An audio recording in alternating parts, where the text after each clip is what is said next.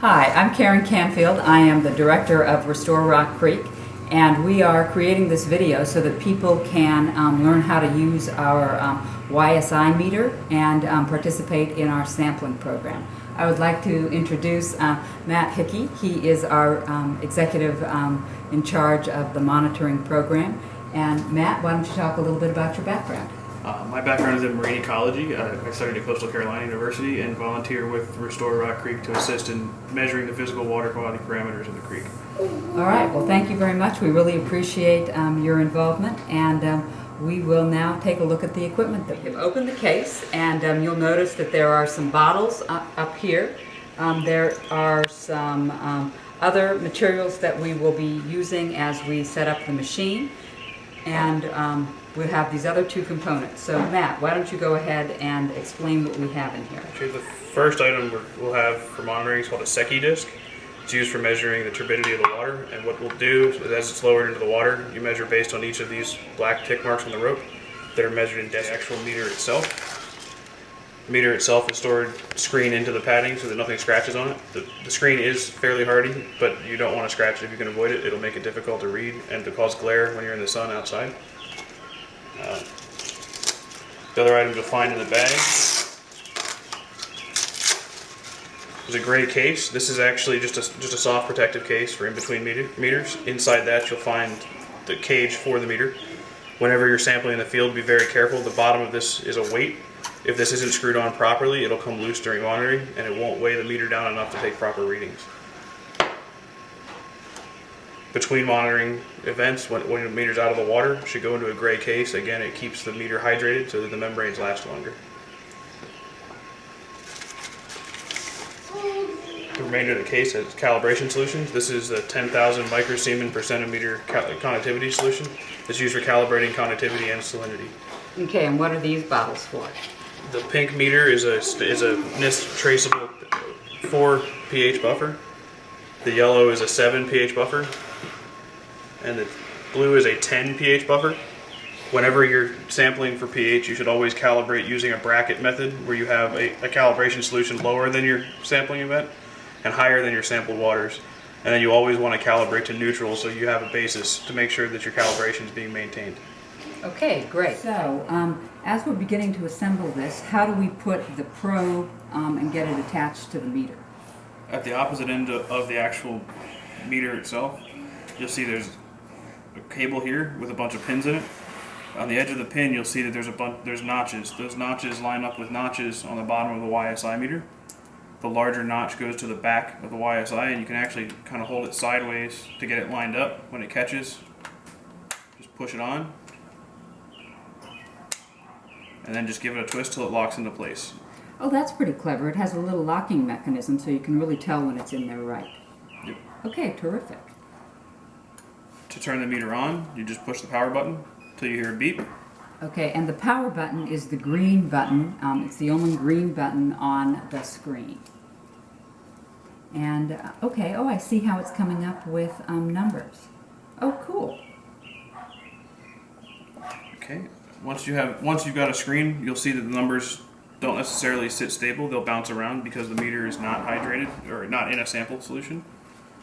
So what you'll start with is don't disassemble the entire meter, just take the top piece off.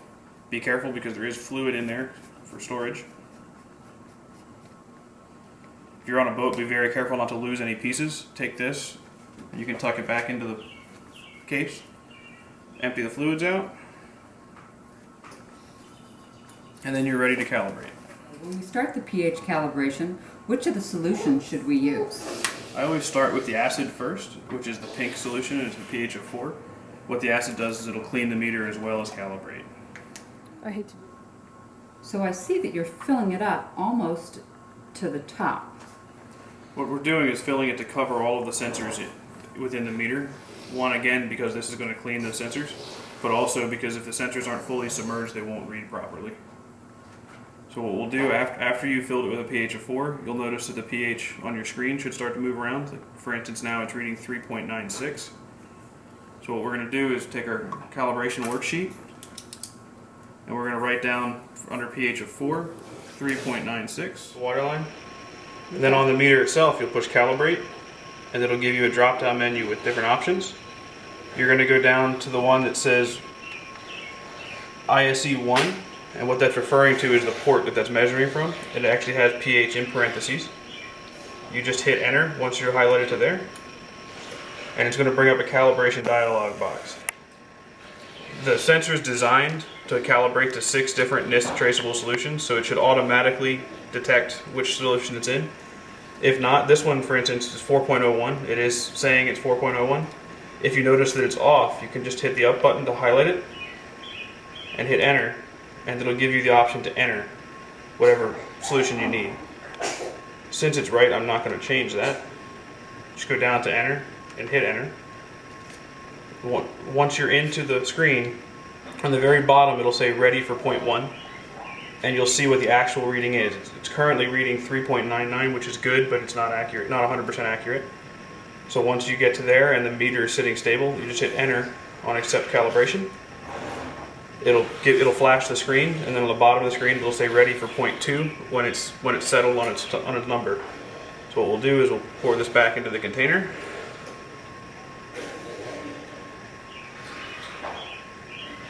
Rinse the meter off with distilled water. It's important that you use distilled water.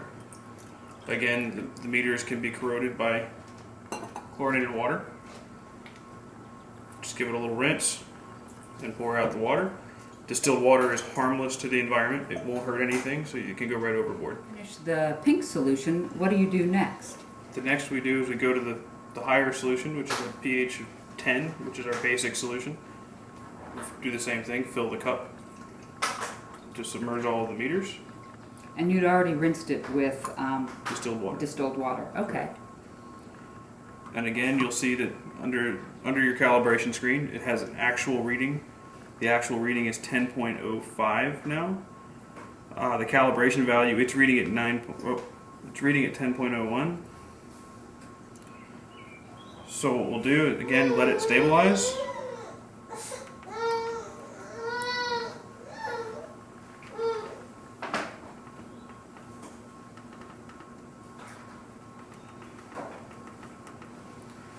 After it's stabilized, what we'll do is we'll tell it to accept calibration. After it accepts and balances out, it'll say ready for point 3. So what we'll do again, pour the buffer solution out.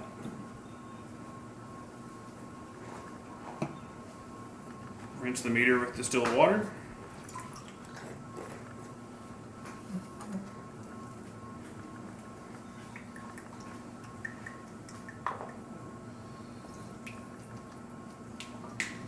And we're ready for our next calibration solution. Okay. And you recorded those readings. Correct. Our final reading was 10.01. Okay. Excellent. All right. The last pH solution we're going to do is 7, which is yellow. 7 is your neutral. It's kind of the same pH as tap water at your house. Fill it up again to submerge the meters. You'll look down and see it's going to take a second to bounce around. You'll notice the number is declining from likely the 10, which is what its last reading was. This one is settled at 7.05, so we'll write 7.05 into our pre-cal. And then again, make sure that the meter's calibration value is saying 7. If everything looks okay, tell it to accept calibration, and it'll say ready for point 4. What we're doing only requires a 3-point calibration, so what we'll do is hit the cal button, and that'll take us out of calibration screen and will bring us back to the home screen. And what we're going to do is, now that we still have the 7 solution in there, so we'll take a look, and our final reading is 6.98. The accepted industry standard is within 1/10 of a pH unit. So as long as our numbers are between 6.90 and 7.10, we're okay to begin sampling pH. Outstanding. That did not seem difficult at all. All right, so we are going to calibrate one of the other parameters now, connectivity. What does connectivity tell us about our water? Conductivity is the ability of water to conduct electricity, and what you can tell from that is how many particulars are in the water, as well as what the salinity of the water is. if the salinity is higher, it's more conductive. If the salinity is lower, it's less conductive. It also tells you a lot about the biosystems within the water. It's just a general health parameter that it's good for us to know. Excellent. So what we're going to do is take the lid off. This is 10,000 microsiemens per centimeter is the calibration unit. So what we're going to do with this is do the same thing we did with the last solutions. Fill the cell to above the meters. And again, you'll notice that your constants are going to start moving around.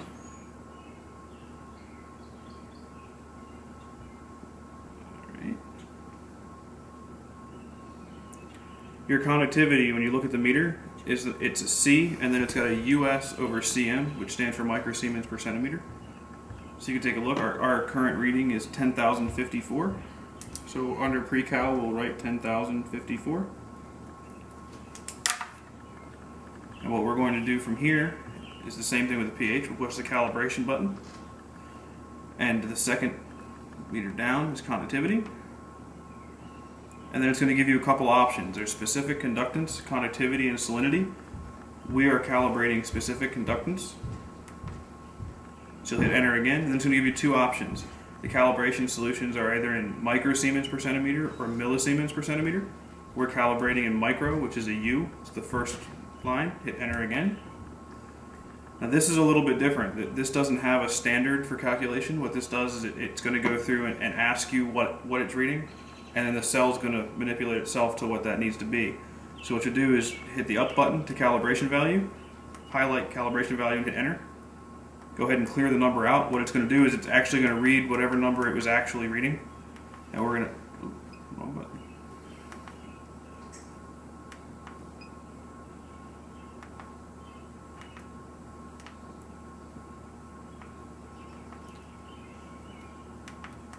Okay, now we're back to the right screen. What we're going to do, again, is clear that number out. And we're going to put in 10,000.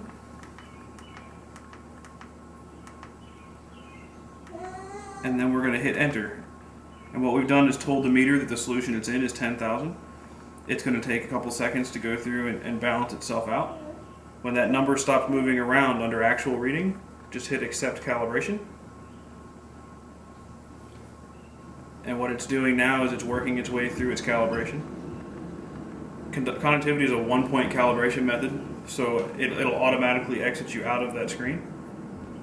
And you'll notice that the conductivity is going to be a little bit high when you come out of it, and it'll work its way down. Once it's stabilized, you just write down what the last meter is, what the last reading is. And this is another one. As long as you're within 10%, you're usually okay for our purposes. So as long as that number is between 9,000 and 11,000, you're okay to sample. Our number is 10,307. If you notice that it's high or low, run the calibration a second time and it should come within range. Ours is continuing to go down. So we should fall into range here shortly. Okay, well what we're in right now is already the acceptable range, so we're good, correct? Correct. Let's get the equipment put away so that it will be ready to use the next morning when we go out to sample. So what do we need to do to safely store it and make sure that calibration that we've just done is ready for tomorrow? What you're going to do is take the pink buffer, which is a 4, and put just a little bit in there. And then you're going to top it off with distilled water. Okay, and again, you're filling it to above the probes. Above the probes and just below the thread so that you don't squeeze any water out or put the meters under pressure when you put the cap back on. And when you're putting the cap on, you'll notice there's a black O-ring. If you over tighten it, that black O-ring will stretch or rip. So what you want to do is thumb tighten it. As you tighten it down, don't force it. It'll go on very easily until you start feeling resistance, and then you can see when it hits the O-ring. Just turn it very slowly until it stops turning. The O-ring has sealed it. You don't need to crank it down. As soon as you feel it hit a stopping point, you can stop turning it. It's on, and it shouldn't leak. So this meter is good to go for in the morning. What you need to do to turn the meter off is, before disconnecting anything, turn the power off, screw the quarter turn to release it. After it's released, it'll pop itself right off, and you can pack the meter up back in the bag. Okay, so let's put this back together. So the meter goes in so that the screen is protected.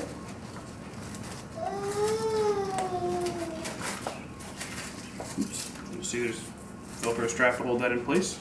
Okay, so the probe goes into On the far, when you're facing it, all the way to the right, there's a small, kind of stretchy adapter here that'll grab the meter.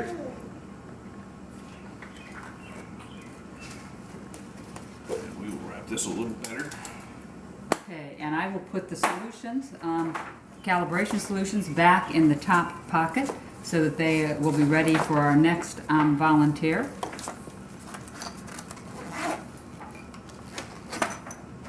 I'll put the cage, which we'll use when we actually go out to sample, into the gray protective sleeve. And I will slide that into this large second pocket. And then we'll also add the connectivity calibrator to that second pocket. And tighten those in. So a friend of mine tells me that wire actually has a warp to it such that it has to be coiled in a certain direction. Have you found that to be the case as you are working with coiling wires? Yes, and what you'll find is if you just kind of twist it in your fingers, it'll land itself in a coil. It's just like running lines on a sailboat or anything else. Everything has kind of a coil to it. If you try to fight it, it's just going to knot up. Once it's coiled properly, it should lay pretty flat without a problem. The last thing we're going to put in is the Secchi disc and put the knot of the Secchi disc down so you don't puncture any solutions. And make sure it's set so that it's not going to damage either the probes or the meter. And then once it's closed, that'll hold it in place. All right. Terrific. Well, Matt, I would like to tell you how much we value your expertise and thank you for working with us and helping us to create this video. I appreciate it. Thank you. Hi, my name is Laura Hickey. I'm Matt Hickey's wife. Did the recording. I also have a background in marine science. And this is our youngest volunteer, little Miss Abigail. And she's always willing to help. So thank you for watching and good luck sampling.